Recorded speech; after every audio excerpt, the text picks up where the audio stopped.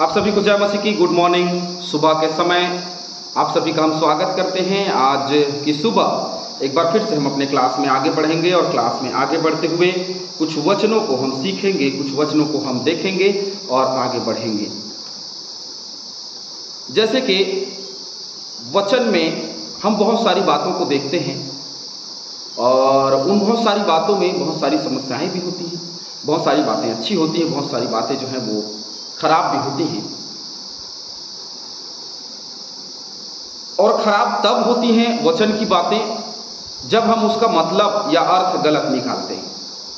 एक सवाल आया है बिल्कुल ऐसा ही, जब हम खुद स्वयं उसका, क्योंकि देखिए वचन जो है वो बिल्कुल स्पष्ट श्वेत, क्योंकि उसमें कोई खोट नहीं है। यदि लिखा है वचन में थोड़ी थोड़ी ले लिया करो, तो वो शराब के विषय में नहीं है, वो दवाइयों के विषय में है। दवाइयों में एल्कोहल होती है, इस बात को हम सभी जानते हैं, है ना। तो वो उसके विषय में बात करती है। लेकिन हम क्या सोचते हैं, हमारी मानसिकता क्या है पता है, वहां लिखा है तो हाँ हमको पीना चाहिए। वचन के देखने का नजरिया हमेशा एक जैसे है। वो कभी खराब बुरा नहीं है, वो हमेशा अच्छा है। उसको बुरा मत बनाइए। जो बुरा बनाते हैं मुझे बहुत अच्छा नहीं लगता। मुझे ऐसे लोगों के ऊपर तरस आता है। एक प्रकार से देखूं तो मैं ऐसे लोगों को देखता हूं तो बिल्कुल मुझे ऐसा लगता है कि ये लोग क्या ज्ञान लेके बाइबिल पढ़ते हैं, ये क्या सोच करके बाइबिल पढ़ते हैं। उनकी सोच को मैं देखता हूं। आपने सवाल किया, बहुत अच्छा है, लेकिन आपके सवाल करने का जो नजरिया है वो कैसा है वो आप जानेंगे। लेकिन मैं आपको बस इसका जवाब दूंगा, वचन अच्छा है या किसी समय पे बुरा है, कहीं पे लिखा है कुछ चीज़ें गलत हैं। अरे भाई कुछ चीज़ें गलत हैं, अब इसका मतलब ये थोड़ी है अब वहाँ पे लिखा हुआ है भैया कि दाऊद ने गोलियत को मारा, तो अब चलिए हम भी मारते हैं, अपने शत्रुओं का हत्या कर देते हैं। नहीं, या ये कि अब्राहम जो है युद्ध करने गया और युद्ध किया तो लड़ा और ऐसा ऐसा किया, वो तो परमेश्वर का जन था। शाऊल को राजा बनाया था और शाऊल राजा बनने के बाद में उसने बहुत सारे लोगों को मारा और सिमसोन ने 1000 लोगों को मारा। वो सिचुएशन अलग थी भाई, अपने आप को प्रोटेक्ट करना था, अपने प्रजा की रक्षा करनी थी, वो समय अलग था। और आज किससे रक्षा करना है? शैतान से। आज कोई हम पर हमला करने नहीं आ रहा है, आज शैतान, केवल शैतान है। पहले शैतान जो है क्या क्या क्या चुनता था? राजाओं को उठाता था ताकि वो परमेश्वर के लोगों को क्या करे? तंग करे। और अब ऐसा समय नहीं है, समय बदल गया है। इस बदलते समय में हमको भी तो बदलना है ना। लेकिन कितना बदलना है, कहां तक बदलना है, यह हमारे सोच के ऊपर डिपेंड करता है। हमारी मानसिकता क्या है उसके ऊपर डिपेंड करता है। हमारी मानसिकता यदि ये है कि परमेश्वर का वचन बुरा है, तो मैं ऐसे लोगों को नहीं समझा सकता। क्यों नहीं समझा सकता? क्योंकि जो वचन को ही बुरा बोले वो मुझे बुरा क्यों नहीं बोलेगा? मेरी बातों को क्या वो अच्छा समझेगा? इस सवाल का आना कि वचन कहीं कई स्थानों में बुरा हो जाता है, तो ये सवाल नहीं परंतु परमेश्वर के ऊपर उंगली उठाना है। हम परमेश्वर के ऊपर उंगली कैसे उठा सकते हैं?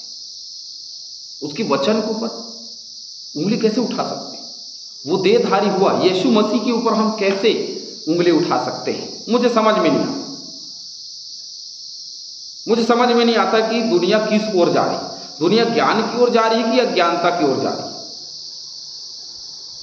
दुनिया अंत की ओर जा रही है, बढ़ोतरी की ओर जा रही है कि आदि में बढ़ती चली जा रही है? कहाँ हैं हम? हमारे बच्चों के कपड़े छोटे हो जा रहे हैं, कुछ दिन के बाद में पत्ता लपेट करना घूमने लग गए, है ना। तो आदि में जो था वैसे ही ना हो जाए। पहले हम अपने परिवार को परमेश्वर के वचन के जैसे बनाएं, तब कहेंगे कि सचमुच में वचन अच्छा है कि क्या है। हमको बाद में समझ में आएगी, अभी नहीं। अभी तो मैं समझाऊंगा आपको कि वचन अच्छा है बुरा है। वचन तो हर जगह अच्छा है, कहाँ बुरा लिखा है बताइए? दाऊद ने गोलियत को मार दिया, ये कोई बहुत बड़ी चीज लगती हमको, और हत्या कर दिया उसने। वो समय था, वैसे इजरायली प्रजा की रक्षा करनी थी, उनको बचाना था, परमेश्वर के सामर्थ्य को प्रस्तुत करना था। अभी क्या परमेश्वर सामर्थ प्रस्तुत करने के लिए कहता है क्या कि सामर्थ प्रस्तुत करो, ताकत प्रस्तुत करो, बल प्रस्तुत करो? नहीं, अपने शत्रु से अपने समान प्रेम रखो। पहले दांत के बदले दांत, आंख के बदले आंख। तो जो हाथ ठोकर खिलाता था काट के फेंक दो, फेंकोगे? जो पहले में वचन लिखा है उसको मानोगे? मानो ना। हाथ के बदले हाथ, दांत के बदले दो।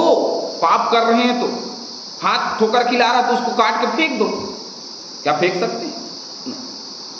लेकिन ये कहेंगे जरूर, क्या परमेश्वर का वचन कई स्थानों में सही नहीं है पास्टर साहब? क्यों सही नहीं है भाई? बताइए ना मुझे, क्यों सही नहीं? कहां गलत लिखा है परमेश्वर के वचन? सब सही, सब एक दूसरे से रिलेटेड, जुड़ा हुआ। घटनाएं घटी, सिमसोन ने 1000 लोगों को मारा, भाई कोई उसकी हत्या करने आएगा तो परमेश्वर का जन है, यदि ईमानदारी से परमेश्वर की सेवा कर रहा है या उसके डर और भय में बना हुआ है, तो क्या परमेश्वर उसकी रक्षा नहीं करेगा?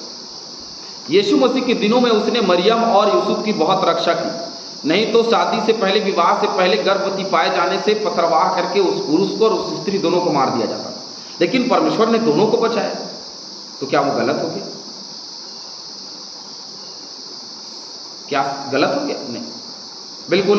मैं आपसे अनुरोध करता हूं, विनती करता हूं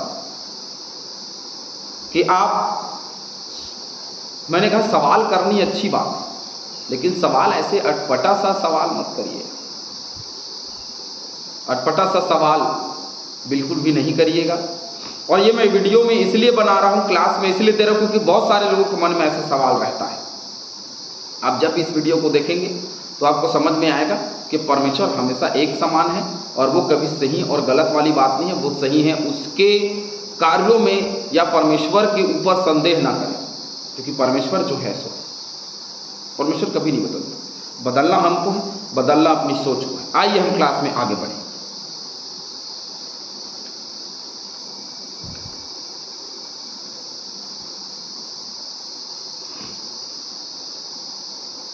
जैसा आज्ञा यहोवा ने मूसा को दी थी, उसी के अनुसार हारून ने उसको साक्षी के संदूक के आगे धर दिया कि वह वहीं रखा रहे। अब ये थोड़ी अध्ययन करने का विषय है, हम इस पद को आज अध्ययन करेंगे। यूहन्ना 6:31 निकालेंगे।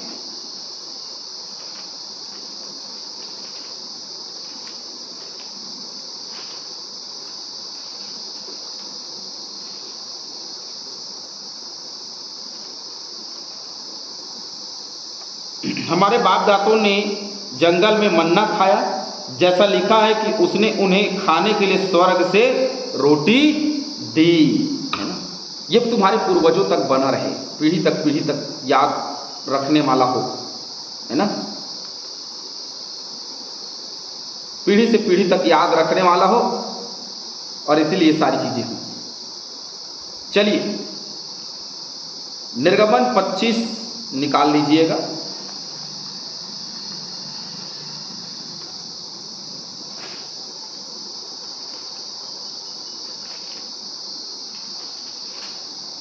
निर्गमन 25 उसका 16वां वचन। और जो साक्षी पत्र में मैं तुझे दूंगा उसे उसी संदूक में रखना। संदूक में बहुत सारी चीजें रखी जा रही थी, जिसमें मन्ना भी एक ऐसा चीज था जिसको उसमें साक्षी के संदूक के आगे धर दिया कि वह वहीं रखा करे। क्या? मन्ना, ताकि लोगों को पीढ़ी से पीढ़ी तक याद रहे, है ना। तो वहां रखा गया। चलिए 21 वचन भी देख लेंगे इसी में। 21, और प्रायश्चित के ढकने को संदूक के ऊपर लगवाना, और जो साक्षी पत्र मैं तुझे दूंगा उसे संदूक के भीतर रखना। ये बात है। अब हम निर्गमन की किताब 22 आएंगे।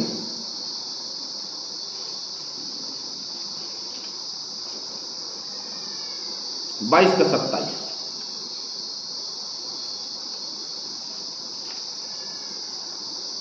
क्योंकि वह उसका एक ही ओढ़ना है, उसकी देह का वही अकेला वस्त्र होगा, फिर वह किसे ओढ़कर सोएगा। तब भी जब वह मेरी दुहाई देगा तब मैं उसकी सुनूंगा, क्योंकि मैं तो करुणामय हूं। तो ये करुणामय परमेश्वर है, और इसीलिए उसने उसको वहां रखने के लिए कहा, है ना। 31 का 18 देखेंगे। निर्गमन 31 का 18।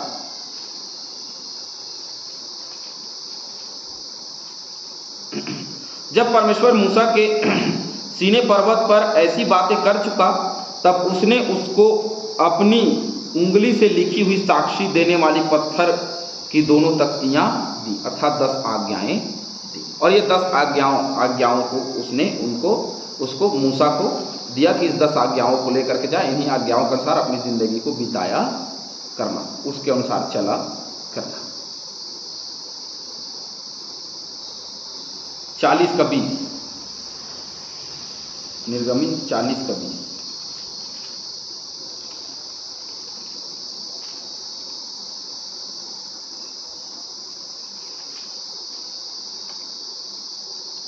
और उसने साक्षी पत्र को लेकर संदूक में रखा और संदूक में डंडों को लगा के उसके ऊपर प्रायश्चित के ढकने को ढक दिया, धर दिया। और उसने संदूक को निवास में पहुंचाया और बीच वाले पर्दे को लटक वाले साक्षी पत्र के संदूक को उसके अंदर किया, जिस प्रकार यहोवा ने मूसा को आज्ञा दी थी। तो जैसे मूसा को आज्ञा मिली उसने वैसा ही किया, जैसे उसको आज्ञा मिली थी कि भैया संदूक के अंदर तो उसको धर देना, वहीं रख देना।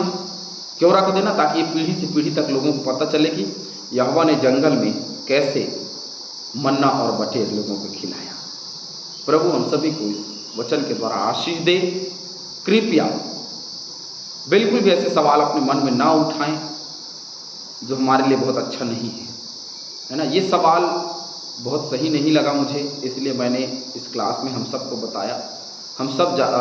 सबको बताया कि ये सवाल बिल्कुल ना करें कि परमेश्वर का वचन सही है गलत है।